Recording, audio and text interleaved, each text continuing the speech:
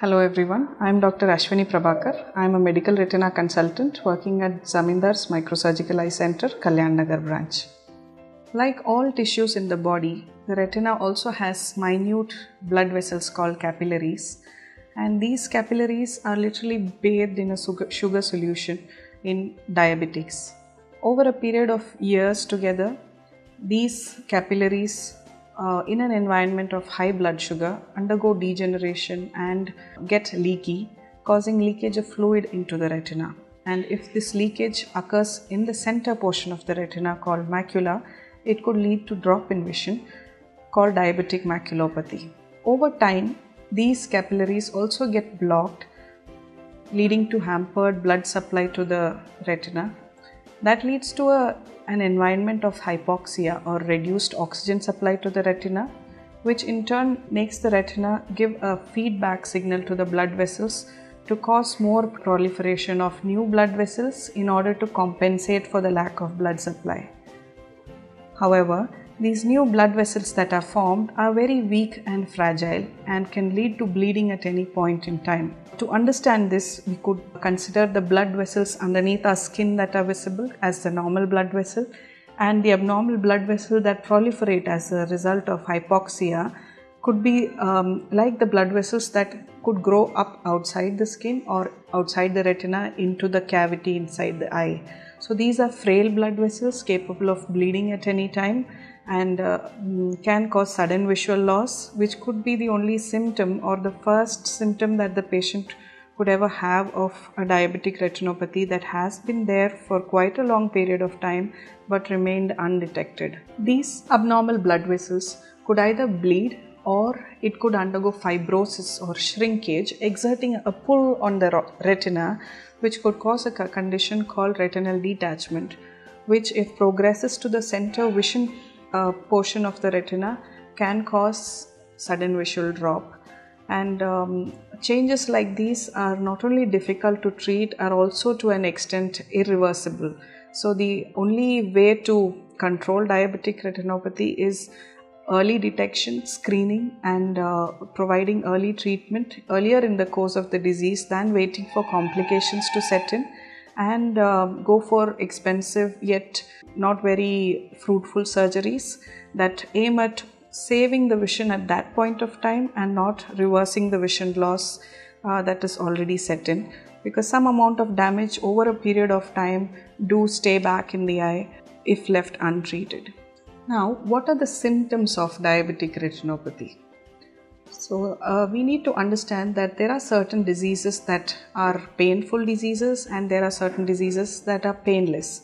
So, we would be happy to get a painful disease because the pain will act as an alerting factor to the patient so that he goes to the doctor with a concern that there is a pain.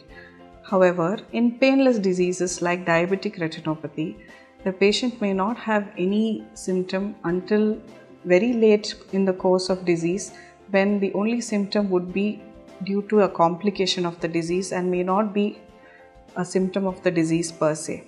At this point, treatment of the disease may be difficult and challenging.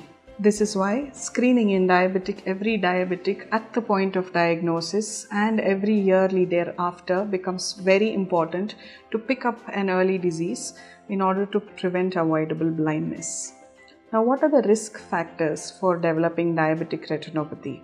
Firstly, it is the duration of diabetes mellitus. Need not be from the point that you're diagnosed a diabetic, because there could be undiagnosed diabetes even prior to the point of diagnosis, which would also act as a risk factor for developing diabetic retinopathy. Apart from the duration, the severity of diabetes or the level of your blood sugar control over the past years also make a difference. Apart from the diabetes mellitus, added risk factors like hypertension, your hypercholesterolemia, any degree of nephropathy or renal damage, and even pregnancy or smoking could act as risk factors for early onset of diabetic retinopathy and also fast progression of diabetic retinopathy. Once the diabetic retinopathy sets in and we diagnose it, there are different treatment options to limit the progression of disease. if we find a diabetic maculopathy, that is leakage of fluid into the retina, which has caused a drop in vision, we could treat it with something called anti-VEGF injections, which are given directly into the eye, which reduce the leakage of fluid and can improve the vision. But it is a temporary solution. But the action of these anti-VEGF injections lasts for up to a month or a little longer, beyond which we may have to repeat the injection. So, a patient of diabetic retinopathy may need multiple injections into the eye on a monthly basis until he gets the disease stabilized. And if the disease has progressed to a level where it has reached a proliferative diabetic retinopathy, where there are abnormal blood vessels grown from the retina, we may have to do something called laser photocoagulation, which is literally destroying the hypoxic retina or the non-useful part of the retina in order to save the central part of the retina, which is more useful for vision.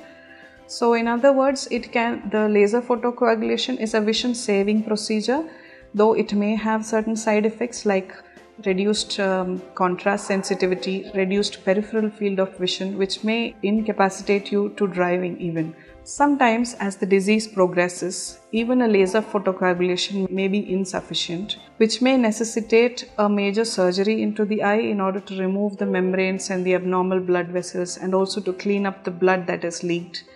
And this is a major surgery concerned to the eye and quite expensive too. So in spite of all these attempts of surgery to fix the retinal issue, sometimes the disease may remain uncontrolled if the systemic factors are not well within control. So in addition to all these treatment modalities, we always advise the patient to keep his blood sugars under good control, take care of his diet, moderate exercise, and keep the other factors under control like his cholesterol levels, blood pressure, and always get a renal parameters checked. Hence, it is important to emphasize that these attempts at treating diabetic retinopathy may not be as fruitful as early screening and detection of the disease at an earlier course in the disease and making the patient more aware of the problem, emphasizing better sugar control and slow down or prevent further progression or worsening of the disease. If you'd like to watch more videos, please subscribe to Doctor's Circle.